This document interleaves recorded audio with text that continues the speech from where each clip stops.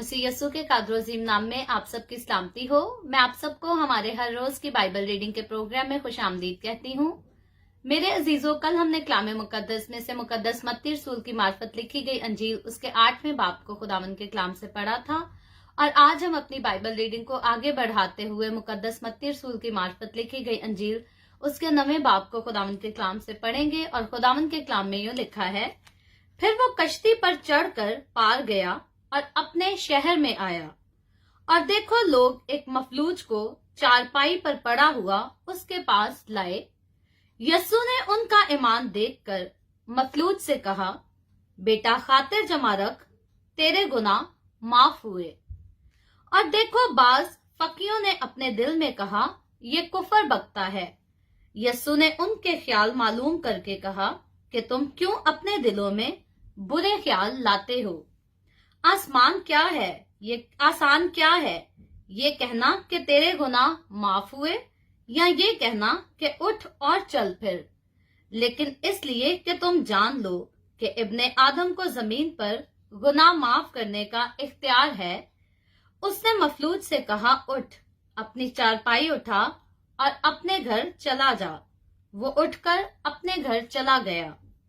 लोग ये देखकर डर गए और खुदा की तमजीद करने लगे जिसने आदमियों को ऐसा इख्तियार बख्शा। यस्सु ने वहां से आगे बढ़कर मत्ती नाम एक शख्स को मासूल की चौकी पर बैठे देखा और उससे कहा, मेरे पीछे हो ले। वो उठकर उसके पीछे हो लिया। और जब वो घर में खाना खाने बैठा तो ऐसा हुआ कि बहुत से मासूल लेने वाले और गुनाहगार आकर यस्सु और उसके शागिर्दों के साथ खाना खाने बैठे। फरीसियों ने यह देखकर उसके शागिर्दों से कहा, तुम्हारा उस्ताद मासूल लेने वालों और गुनाहगारों के साथ क्यों खाता है। उसने ये सुनकर कहा कि तंदुरुस्तों को तबीब दरकार नहीं बल्कि बीमारों को। मगर तुम जाकर इसके मायने दरियाफ्त करो कि मैं कुर्बानी नहीं बल्कि रहम पसंद करता हूँ, क्योंकि मैं रास्तबाजों को नहीं बल्कि गुनाहगारों को बुलाने आया हूँ। उस वक्त यूहन्ना के शागिर्दों ने उसके पास आकर कहा, क्या सबब है कि हम और फरीसी तो अक्सर रोजा रखते हैं और तेरे शागिर्द रोजा नहीं रखते। यस्सु ने उनसे कहा, क्या बराती जब तक दुल्हा उनके साथ है मातम कर सकते हैं, मगर वो दिन आएंगे कि दुल्हा उनसे जुदा किया जाएगा, उस वक्त वो रोजा रखेंगे। कोरे कपड़े का प्योंत पुरानी पोशाक में कोई नहीं लगाता, क्योंकि वो पोंत पोशाक में से कुछ खींच लेता है और वो ज्यादा फट जाती है। और नई मैं पुरानी मशकों में नहीं भरते, वरना मशकें फट जाती हैं और मैं बह जाती है और मशकें बर्बाद हो जाती हैं। बल्कि नई मैं नई मशकों में भरते हैं और वो 2 दिनों बची रहती है। और उनसे ये बातें कह ही रहा था कि देखो एक सरदार ने आकर उसे सिजदा किया और कहा, मेरी बेटी अभी मरी है, लेकिन तू चलकर अपना हाथ उस पर रख तो वो जिंदा हो जाएगी। यस्सु उठकर अपने शागिर्दों समेत उसके पीछे हो लिया। और देखो एक औरत ने जिसके 12 बरस से खून जारी था उसके पीछे आकर उसकी पोशाक का किनारा छुआ, क्योंकि वो अपने जी में कहती थी कि अगर सिर्फ उसकी पोशाक ही छू लूं तो अच्छी हो जाऊंगी। यस्सु ने फिर कर उसे देखा और कहा, बेटी खातिर जमा रख, तेरे ईमान ने तुझे अच्छा कर दिया। बस वो औरत उसी घड़ी अच्छी हो गई। और जब यस्सु सरदार के घर में आया और बांसुरी बजाने वालों को और भेड़ को गुल मचाते देखा तो कहा, हट जाओ, क्योंकि लड़की मरी नहीं बल्कि सोती है। वो उस पर हंसने लगे। मगर जब भीड़ निकाल दी गई तो उसने अंदर जाकर उसका हाथ पकड़ा और लड़की उठी और इस बात की शोहरत उस तमाम इलाका में फैल गई। जब यस्सु वहां से आगे बढ़ा तो 2 अंधे उसके पीछे ये पुकारते हुए चले कि ए इब्ने दाऊद, हम पर रहम कर।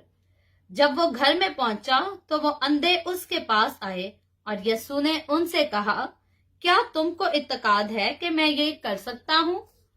उन्होंने उससे कहा, हाँ खुदावंद। तब उसने उनकी आंखें छू कर कहा, तुम्हारे इत्तकाद के मुआफिक तुम्हारे लिए हो। और उनकी आंखें खुल गईं और यीशु ने उनको ताकीद करके कहा, खबरदार कोई इस बात को ना जाने। मगर उन्होंने निकलकर उस इलाका में उसकी शोहरत फैला दी। जब वो बाहर जा रहे थे तो देखो लोग एक गूंगे को जिसमें बदरूहें थी उसके पास लाए, और जब वो बदरू निकाल दी गई तो गूंगा बोलने लगा, और लोगों ने ताजुब करके कहा कि इस्राएल में ऐसा कभी नहीं देखा गया। मगर फरीसियों ने कहा कि ये तो बदरूहों के सरदार की मदद से बदरूहों को निकालता है। और यीशु सब शहरों और गांवों में फिरता रहा और उनके इबादत खानों में तालीम देता और बादशाही की खुशखबरी की मनादी करता और हर तरह की बीमारी और हर तरह की कमजोरी दूर करता रहा। और जब उसने भीड़ को देखा तो उसको लोगों पर तरस आया, क्योंकि वो उन भेड़ों की माने जिनका चरवाहा ना हो, खस्ता हाल और प्रगंदा थे। तब उसने अपने शागिर्दों से कहा कि फसल तो बहुत है लेकिन मजदूर थोड़े हैं, बस फसल के मालिक की मिन्नत करो कि वो अपनी फसल काटने के लिए मजदूर भेज दे। खुदावंद के पाक कलाम पढ़े और सुने जाने पर खुदावंद की बरकत हो, खुदावंद का शुक्र हो। आए हम सब अपने सरों को खुदावंद की हुजूरी में झुकाएंगे और दुआ करेंगे। Hallelujah hallelujah. प्यार से भरे जिंदा आसमानी बाप है, लश्करों के रब है यहोवा यरी, मैं तेरे प्यारे बेटे अपने खुदावंद यीशु मसीह के नाम में तेरे कदमों में आती हूँ। तेरी शुक्रगुजारी करती हूँ इस वक्त के लिए जो तूने मुझे बख्शा, ताकि तेरे पाक कलाम को पढ़कर इससे बरकत हासिल कर सकूं। ऐ बाप आसमानी, इस वक्त मेरे साथ जितने लोगों ने मिलकर तेरे पाक कलाम को पढ़ा है, सुना है, इन तमाम लोगों पर, इनके घरानों पर, इनके रोटी पानी कारोबार पर हमेशा तेरी बरकत होती रहे। और इन लोगों के दिलों में ऐ बाप आसमानी तू अपने कलाम के असर को होने दे, ताकि हम सब मिलकर तेरे कलाम को सिर्फ पढ़ने वाले नहीं बल्कि इस पर अमल करने वाले हो सके। इसी तरह बाप आसमानी मैं बिलीव टीवी की पूरी टीम पर तेरा हाथ, तेरा फजल चाहती हूँ। हर एक को अपने हाथों में ले बरकत दे और बिलीव टीवी के वसीला से अंजील की मनादी कसरत से होती रहे। मसीह यीशु के नाम में ये दुआ मांगती हूँ, आमीन।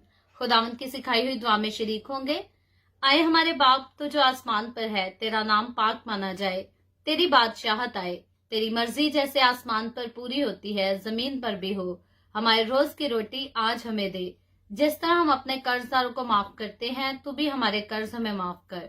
हमें आजमाइश में ना पड़ने दे बल्कि बुराई से बचा, क्योंकि बादशाहत, कुदरत और जलाल हमेशा तेरे ही हैं, आमीन आमीन।